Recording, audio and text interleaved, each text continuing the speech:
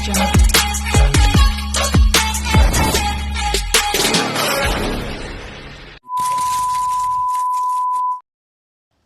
era digital yang semakin canggih, kehadiran aplikasi-aplikasi berbasis teknologi memang memberikan kemudahan, termasuk dalam hal investasi dan hiburan. Namun, di balik manfaat tersebut, maraknya aplikasi penipuan menjadi ancaman serius bagi masyarakat. Istilah "tutup satu tumbuh seribu" sepertinya sangat tepat untuk menggambarkan fenomena ini, terutama dengan munculnya aplikasi scam atau investasi bodong yang menargetkan pengguna di Indonesia.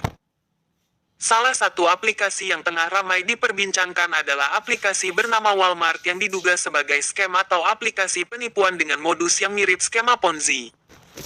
Aplikasi ini menggunakan nama yang mirip dengan aplikasi asli bernama Walmart dari luar negeri, yang merupakan platform resmi dan legal di bidang marketplace seperti Shopee.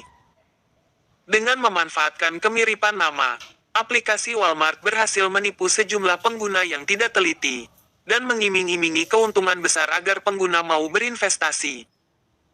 Aplikasi ini sebagai aplikasi penipuan menggunakan nama brand perusahaan orang lain.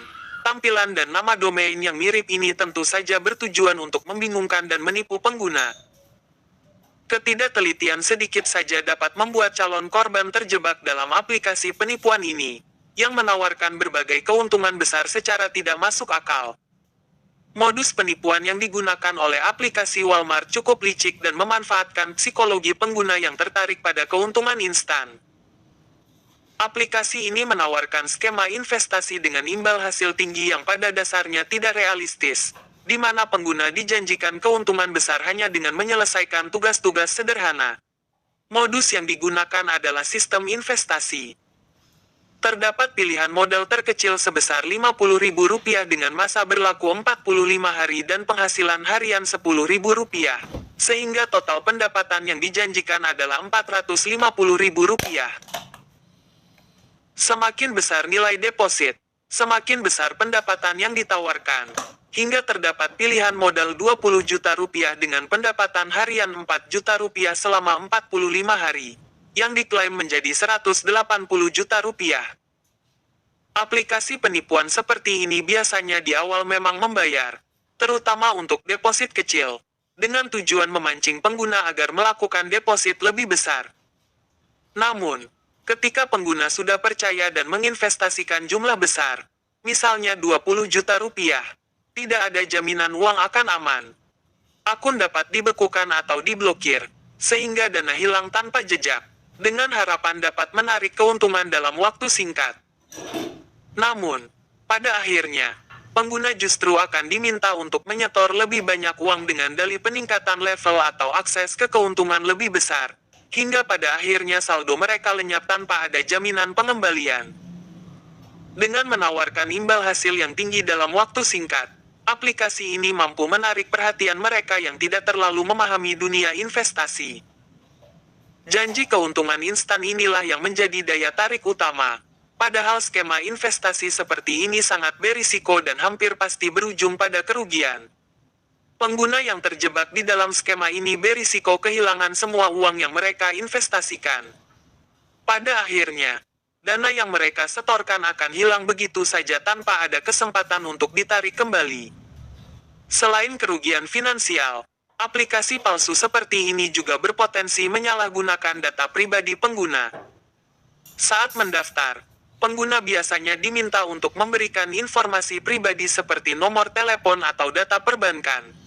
Data ini kemudian bisa digunakan untuk tujuan penipuan lainnya atau bahkan dijual kepada pihak ketiga.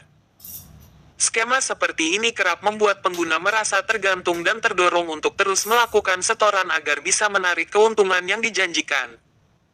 Ketergantungan ini sangat berbahaya, karena pengguna terus-menerus berharap pada keuntungan yang sebenarnya tidak pernah ada. Agar terhindar dari skema penipuan seperti yang dilakukan oleh aplikasi Walmart, jangan mudah tergiur keuntungan besar dalam waktu singkat. Prinsip investasi yang aman adalah keuntungan datang dengan risiko yang sepadan. Jika suatu platform menawarkan keuntungan yang terdengar terlalu bagus untuk menjadi kenyataan, maka kemungkinan besar itu adalah penipuan. Pastikan aplikasi yang digunakan memiliki izin resmi dari otoritas terkait, seperti Otoritas Jasa Keuangan (OJK), jika berhubungan dengan investasi. Aplikasi resmi biasanya memiliki transparansi mengenai izin operasionalnya. Skema Ponzi biasanya melibatkan pembayaran imbal hasil untuk investor awal dengan uang yang disetor oleh investor baru. Jika suatu platform meminta pengguna untuk merekrut orang lain dan menjanjikan keuntungan dari setiap rekrutan, besar kemungkinan itu adalah penipuan. Nama dan situs yang menyerupai aplikasi resmi. Platform ini berhasil menjebak sejumlah pengguna yang tidak berhati-hati. Untuk itu, penting bagi masyarakat untuk selalu waspada dan melakukan riset sebelum melakukan investasi atau menggunakan aplikasi tertentu. Ingatlah bahwa investasi yang aman selalu melibatkan risiko yang sepadan, dan janji keuntungan besar dalam waktu singkat seringkali menjadi tanda dari penipuan.